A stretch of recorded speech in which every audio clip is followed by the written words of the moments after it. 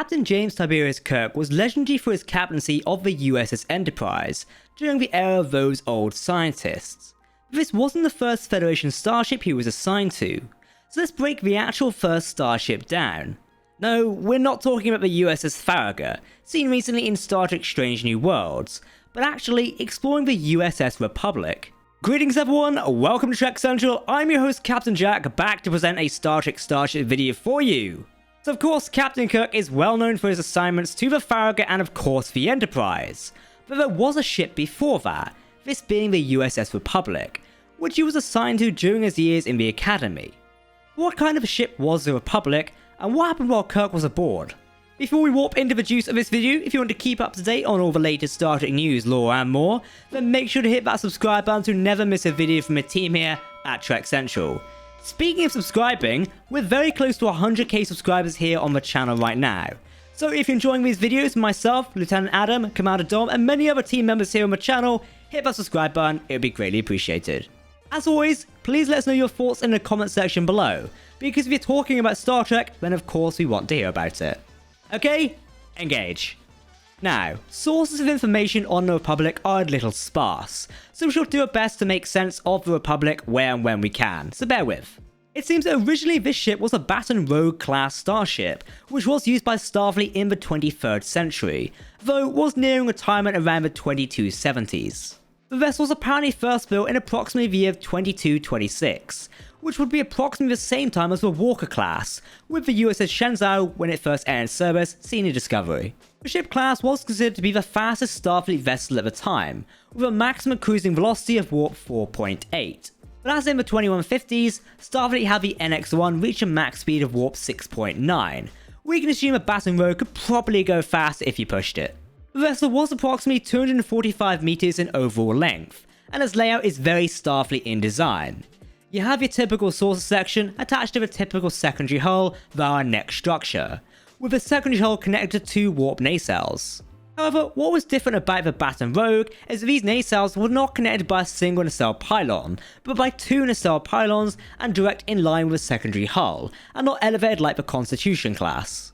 This gave this type of vessel a very stubby look compared to the other classes at the time. And as always, we can consider the Baton Rouge class have a standard complement of systems from Starfleet at the time, though what the standard systems in the year 2226 were, however, is unknown, but possibly duotronics, phasers, photon torpedoes, and such. Though it bears mentioning that the earliest use of phasers was 2233 with the USS Kelvin. Considering it's an old ship, I wouldn't be surprised if the Baton Rouge had lateral vector transport systems, just like the Shenzhou, which would be obsolete 70 years later due to their power consumption and other transport designs being more efficient overall. This was an old starship, but would seemingly be upgraded to the Constitution class later in life. We say this mostly because in some sources, the Republic is seen as a Baton Rouge, but in other sources it's a Constitution class starship. This would be too hard for a refit, mostly requiring a new secondary hull and a replacement nacelle pylon to become a Constitution class. Now we all know the Constitution class, but with new information about the class, such as variants of the Sombra class, I wouldn't be surprised that a lot of vessels got Constitution class parts, a fast way to rebuild after Federation Klingon War. So this could be seen why the USS Republic became a Constitution class starship, and only the image we see of the Baton Rouge USS Republic is with its damaged nacelles. The Constitution class was seen as the most iconic class in Starfleet history, the icon of standard Starfleet design with its saucer section and secondary hull with twin nacelles. We won't do a full breakdown of what the Constitution class is, considering we've already done one for the USS Enterprise, seen in Star Trek Strange New Worlds. Link on screen now, but we shall do a small breakdown of the differences between the Constitution and the Baton Rouge class, to help you understand the difference overall. Obviously their sizes are different, so with new parts, the Republic would increase in length and also presumably the number of decks aboard the ship. With the new nacelles and secondary hull, which would contain the engineering section, the Republic could go from a cruising speed of warp 4.8 to warp 6, and be able to reach a max speed of warp 8. If the Baton Rouge class had lateral vector transporter systems, these would now be altered to the basic standard transporter systems we see on the Enterprise. These require much less energy and were more efficient overall. Another notable change would be the complement of shuttles the Republic had on board, changed from Class C shuttles, that was the main Federation class, to the newer Class F shuttles seen in Star Trek Strange New Worlds and of course the original series, the likes of the Galileo. So what do we know about the Republic in history? Well, from on-screen sources, we know it had been the training ship for James T. Kirk and Benjamin Finney early in 2251. Finney would accidentally leave a circuit to the atomic matter pile open. Recording, inquiry, matter, Captain Kirk, James T. Subject, circumstances of death, Lieutenant Commander Finney, Benjamin. Let's begin with your relationship with Commander Finney. You knew him for a long time, didn't you? Yes, he was an instructor at the academy when I was midshipman, but that didn't stand in the way of our beginning a close friendship. We found a circuit open to the atomic matter piles that should have been closed. Another 5 minutes could have blown up the ship. Ship's nomenclature, specify. United Starship Republic, number 1371. Now let's get into the specifics of the storm, Captain. He had just checked in with me from the pod when we hit the leading edge of the storm. I signaled a yellow alert. I finally signaled a red alert. Finney knew he had a matter of seconds. I gave him those seconds, and more. Then why, Captain, does the computer log from your ship, made automatically at the time, indicate that you were still on yellow alert when you jettisoned and not on red? I don't know. There's been a mistake. It would seem so. It's in the transcript. And computer transcripts don't lie. So that's the way we do it now. Sweep it under the rug, and me along with it. Not in your life. I intend to fight. Then you draw a general court.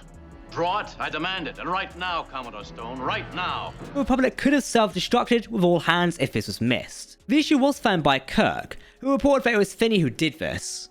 As a result, Finney was reprimanded and fell to the bottom of the promotional list, which strained the two's working relationship. Finney would not rise up the ranks like Kirk, and would eventually serve under Kirk aboard the USS Enterprise. This act would come back to affect Kirk, as Finney would try to get revenge, blaming Kirk for the reason he had not yet become captain. The Enterprise would encounter an ion storm, which coincided with Finney being in the ion pod, which could have been jettisoned if the ion storm got too powerful, so it didn't damage the ship. Normal Starfleet procedure would have been to slowly raise the alert level to yellow and then to red before jettisoning the ion pod, which Kirk would do. However, Finney would alter the logs, so this was not actually logged as an incident, causing Kirk to be involved in a court-martial for the seeming death of Finney, who had managed to hide aboard the ship, pretending to have died in the ion pod all along. Luckily for Kirk, he did have the best legal defense with Samuel T. Cogley. You have to be either an obsessive crackpot who's escaped from his keeper or Samuel T. Cogley, attorney at law. You're right on both counts. Need a lawyer? I'm afraid so. Yep, I know you're going mad in the comments right now. Kirk was found not guilty, and a revenge plot was uncovered. Finney would try to destroy the Enterprise by sabotaging its engines, causing its current orbit to decay. Captain Kirk would incapacitate Finney and make the appropriate repairs to save the ship. Ultimately, Kirk would not be found guilty of the charges set against him, and Finney himself would find himself under criminal charges, namely falsifying Starfleet logs and sabotaging a Starfleet vessel and attempted murder. The only other mention of the Republic is from the file of James T. Kirk, and it's seen by Captain Pike in 2259. Pike looked up Kirk's record after experiencing it in an alternate timeline, where Kirk never became captain of the Enterprise and Pike stayed in command, resulting in a war breaking out between the Federation and the Romulan Star Empire. So, what do you think of Kirk's first starship? If you want to keep up to date on all things Star Trek, news, lore and more, then make sure to hit that subscribe button to never miss a video from the team here at Trek Central. You can also follow us on social media or join our community Discord server. For now, I've been Captain Jack, thanks for watching, and we'll see you next time. Live long and prosper, my friends. Goodbye.